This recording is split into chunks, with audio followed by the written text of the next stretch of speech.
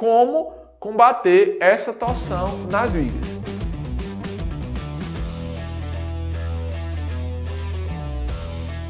Qual é o primeiro passo, né? Se você um dia tiver um problema de torção, que é muito comum, mas se tem torção na sua estrutura, na maioria dos casos é um erro de concepção. Mas se porventura não tem como evitar a torção e tem torção lá na sua viga por causa de um detalhe arquitetônico que a arquitetura exigiu ter, aí você vai tomar essas medidas aqui que eu vou estar falando para você, tá certo?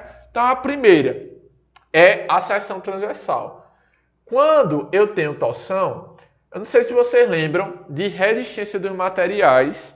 Resistência dos materiais, na parte de torção, a gente tem que, na maioria dos exercícios, eles sempre são eixos cilíndricos, circulares. Sempre é um eixo circular. Não sei se vocês lembram lá, se vocês tiveram essa disciplina aí na faculdade, é um eixo circular, uma engrenagemzinha aqui ligada a outra engrenagem e outro eixo circular. Essa parte de torção ela acontece muito na estrutura dos carros, né? Enfim, porque o eixo é circular, ele poderia ser quadrado, poderia ser retangular, poderia ser triangular, porque os eixos nessas questões de resistência dos materiais eles eram circulares, porque a seção circular ela é a melhor seção para combater torção. Por que ela é a melhor seção para combater a torção? Porque a torção ela faz isso na viga. Quando ela faz isso, a gente tem aquele movimento aqui helicoidal, né? A parte como se fosse uma espiral. Então, tornar a seção mais circular possível. Quanto mais circular você tornar a seção, mais resistente à torção ela será. Sendo que em concreto armado a gente não tem seção circular. Eu já vi, mas era um detalhe. Uma viga circular era um detalhe, tá certo?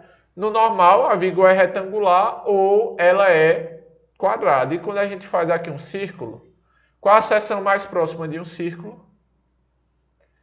A seção quadrada, tá? Então, no caso nosso, quanto mais quadrada for a seção, melhor. Interessante que quando você vai analisar a parte, por exemplo, de momento fletor, não é quanto mais quadrada for a seção. Se você aumentar a flexão na sua viga, se você tornar mais quadrada, vai acabar piorando a situação. Você tem que aumentar mais a altura, dar mais inércia na parte de altura, tornar a sua viga mais alta. Aí ela vai resistir mais. Mas, quando é torção, você tem que tornar ela mais quadrada possível. Então é normal você ver uma viga que está submetida à torção, ela ao invés de ter 15 centímetros de base, que é o comum para residências de médio e baixo porte, estrutura de médio e baixo porte, é comum ter 15, então para uma viga que está torcida, é comum ter 30, ter 40, ter 50. Já fiz viga submetida à torção que estava 50 por 50. Imagina, uma viga de 50 por 50, é praticamente, enfim, um bloco gigante, tá certo? Mas por quê? Por causa dessa questão da seção circular. Beleza? Segundo ponto, não sei se vocês lembram, mas a tensão de torção, né? A torção, ela gera tensões de cisalhamento, tá? A gente tinha aqui a tensão normal. Essa tensão normal tinha a tensão de compressão, que era força sobre área. Tinha a tensão de flexão, que era o momento vezes uma distância dividido pela inércia. Tinha a tensão de cisalhamento devido ao cortante, que era o cortante vezes o momento estático de área, momento de inércia e outra distância. E a tensão devido à torção, essa tensão aqui é devido ao cisalhamento, a tensão V, essa tensão aqui é devido ao momento e essa tensão aqui é devido ao normal, né? Devido à compressão ou tração. E a tensão devido à torção, qual era? A tensão devido à torção, ela também era de cisalhamento, que era o torsor vezes uma distância dividido pelo momento polar de inércia. Então, essa tensão aqui, gerada pelo torsor, ela é uma tensão de cisalhamento também, certo? Era uma tensão de cisalhamento. Essa daqui é uma tensão de cisalhamento devido ao cortante. O cortante na minha viga, quando eu tenho uma viga assim, está submetida a um carregamento transversal a ela, vai gerar um cortante. O cortante aqui, ele é assim, certo? Ele é máximo nos apoios e zero no meio. Esse cortante aqui, que é aquele VSD da norma, ele gera tensão de cisalhamento. Ele gera tensão de cisalhamento, que é a tensão devido ao cortante, que é essa daqui. Já esse torsor aqui, que é gerado aqui devido a essa questão do momento fletor virar momento de torção, ele também gera tensão de cisalhamento. E como é que eu faço para aumentar a resistência da minha viga devido à tensão de cisalhamento? Os estribos, que no caso é aumentar a armadura transversal, né? Como é que eu aumento isso aqui? Eu tenho duas formas. Forma número 1, tá?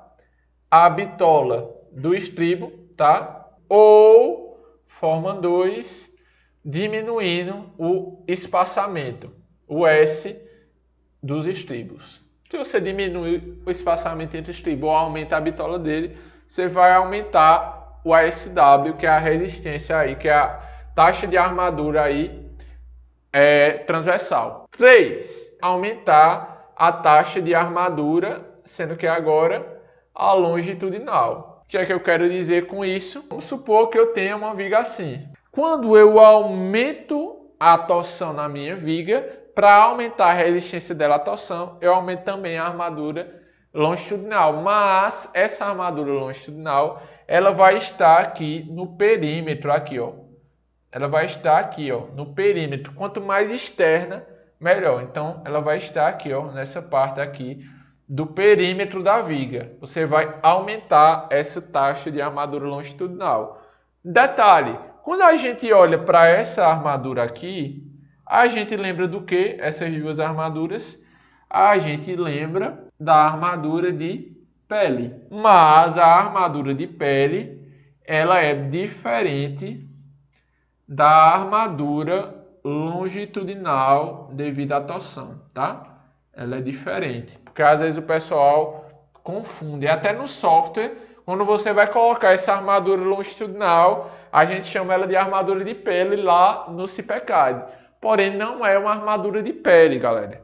Ela é uma armadura longitudinal para aumentar a resistência à torção.